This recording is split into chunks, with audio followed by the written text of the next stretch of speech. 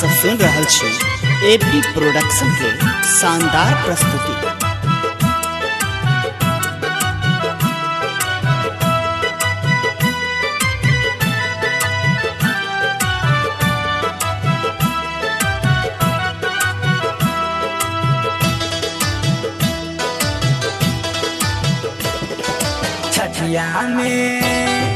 छठिया में रही राजा घरे अरग लागल परे हो। छठिया में रही राजा घरे अरग लागल परे हो। अरग लागल परे अरग लागल परे अरग लागल परे अरग लागल परे। सूरज के नेवता जाई धरे अरग लागल परे हो। छठिया में रही राजा घरे अरग लागल परे हो।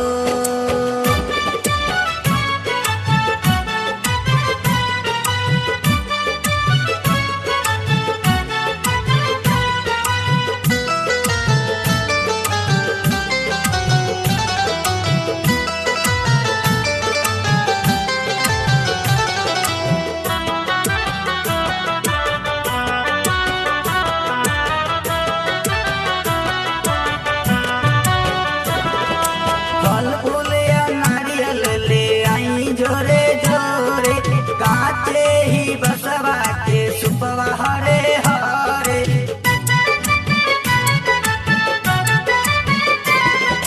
फल फूल नारियल ले आई जोरे जोरे। पाते ही बसवा के सुपवा हरे हरे। दौरा सजावल जाई भोरे अरग लागल परे हो।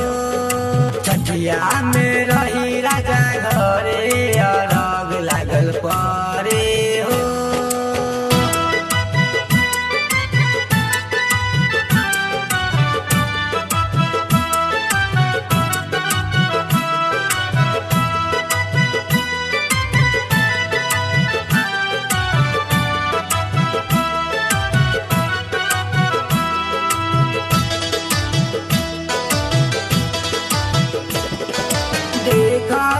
गोविंद उठावता दौरा संदीप सवरिया संगे चली रौरा।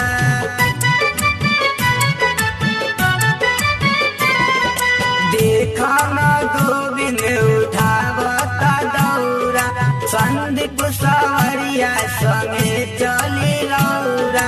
मचल बा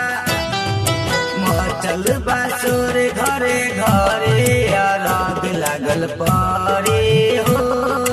छठिया में रही राजा घरे अरग लागल परे हो।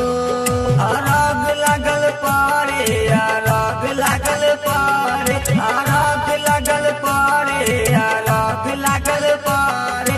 सूरज